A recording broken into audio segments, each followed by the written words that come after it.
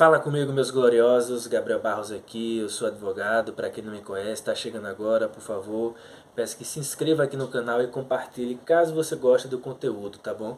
A gente vai falar hoje, mais uma vez, sobre Ciro Gomes, né, que eu considero uma peça fundamental nesse debate público, no debate político, e que tem muitas críticas interessantes a serem colocadas e que a gente deve expor. Dessa vez eu vou falar sobre uma palestra dele na OAB lá do Ceará, né? Ele que é advogado também, né? Teve lá na OAB. A palestra foi sobre segurança pública, direito de segurança pública, e foi no último dia 21, né? Eu estou gravando esse vídeo agora dia 22 agora de junho. Ele teve lá no dia 21, certo? O que é que acontece? Né? Destaquei os principais pontos, né? Que a palestra ali, como um todo, dura 2 horas, mas tem perguntas e tal, apresentações também, outras pessoas que estão falando, né? Então eu vou resumir aqui, né? Ele falou bastante, né? Ele sempre com bastante fundamento, com muitos dados, né? Enfim, muita concretude para defender os seus argumentos, falando, por exemplo, do domínio das facções centrais, ou das facções criminosas, melhor dizendo, né?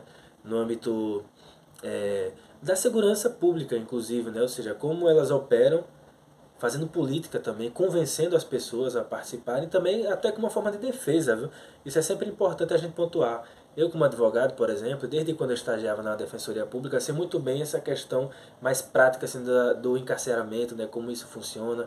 Vou falar de uma lei também, que o Ciro falou que é urgente a gente revogar essa lei, né, eu já antecipo que a lei antidrogas, desculpa, a Lei Antidrogas, que é a Lei 11.343 de 2006, que foi editada sob a égide do governo Lula, certo? Que não serviu para coisa boa alguma, que nem resolveu problema nenhum de encarceramento, nem resolveu problema de absolutamente nada. De segurança pública não resolveu absolutamente nada, né? Então é a lei que ele enfatizou que precisa ser revogada. É a lei antidroga, certo? Que não distingue bem o que é o usuário, o pequeno traficante, deixa várias nuances que ficam também a critério do juiz, de maneira que há muita arbitrariedade também. Eu vejo isso na prática, como eu disse aqui para vocês, desde quando eu estagiava no Ministério Público, ou na Defensoria Pública Estadual e também no Ministério Público Estadual, né? Daqui do estado de Sergipe. Eu também faço parte da Comissão de Direitos Humanos aqui da OAB, então eu recebo denúncias. A gente está sempre dentro, realmente, vivenciando essa prática, trazendo aqui, além do debate teórico que eu estou sempre estudando e me aprofundando, né? Ele falou muito sobre o domínio das facções criminosas, que realmente não houve um interesse concreto em combatê-las, né? De maneira que, ao contrário, ficaram fortalecidas. Falou da necessidade de revogar a Lei 11.343 de 2006, a chamada Lei Antidrogas, que de antidrogas assim não tem nada, realmente só estimula aquele que é o pequeno traficante, é preso, podendo cumprir uma pena alternativa. O usuário também acaba muitas vezes sendo preso até, inclusive, que não é... No artigo 28 dessa mesma lei também prevê uma outra modalidade, né, para quem é usuário. Então, assim, questões de segurança pública que são muito importantes que ele levantou lá e que a gente precisa debater isso, viu? Aproveitar o governo Lula, fazer essa crítica a ele e pedir a sua revogação. Tem várias revogações que a gente precisa pleitear, né? A da reforma trabalhista, a da Previdência, né? Essas contrarreformas, mas também tem, sim, uma lei como essa lei antidrogas que precisa ser revogada, é isso. Agora, todo cuidado é pouco para que não haja uma alteração para pior, né? Já que a gente tem um Congresso extremamente ruim. Agora, tratando até de um âmbito um pouco mais político, algumas vezes quando ele ia criticar o capitalismo, ele se referia ao termo nacional consumismo, né? Que eu achava ruim, né?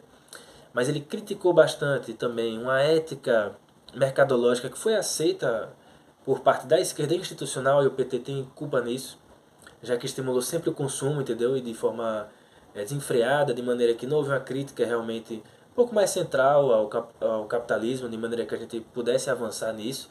Foi uma coisa que, ao invés da gente pleitear a exclusão desse sistema ruim, exploratório, né? A gente está pleiteando uma inclusão, né? Para todo mundo ser incluso nesse sistema de que se tem na sua própria operação a prática da exploração, né? Então, esse estímulo do consumo que cria essa ética, que deixa as pessoas doentes, né?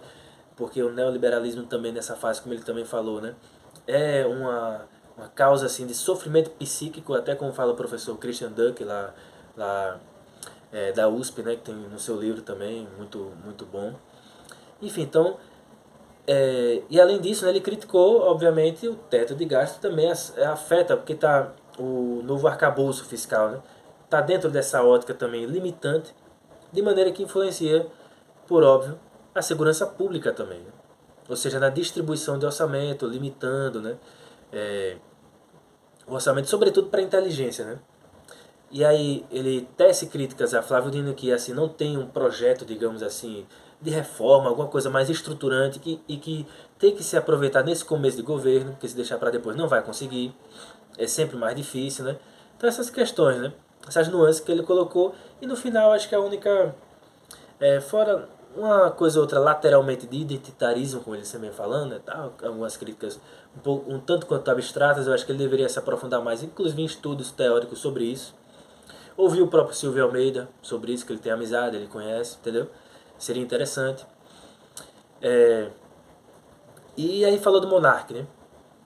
Bem rapidamente lá, aí fez coro com a direita, mais uma vez assim, nesse sentido, né? Falar que Alexandre de Moraes, vilanizando Alexandre de Moraes, que ele não podia e tal, que está aprendendo, condenou o Monark de forma prévia, coisa desse tipo, né? De maneira que também isso é uma coisa infundada, já que nessa prática aí de Alexandre de Moraes, nessa prática não, né?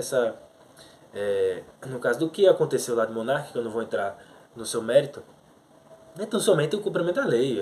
Quer dizer, ser legalista agora é um ato revolucionário, ou então é um ato reacionário, você tão somente cumprir a Constituição, já que a internet não é terra sem lei. É só isso que está acontecendo no caso ali de Monark, né? O cara tá pedindo para ser preso, basicamente, né?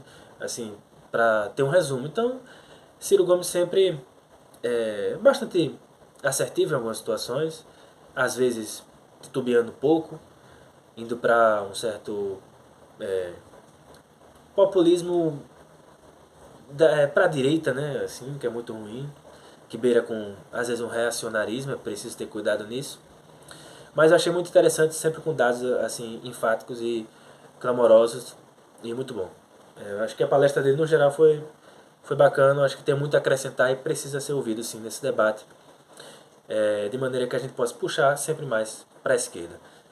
O resumo é esse aqui para não ficar muito longo, tá bom? Espero que, por favor, vocês curtam, comentem e compartilhem. Conto com o apoio de vocês.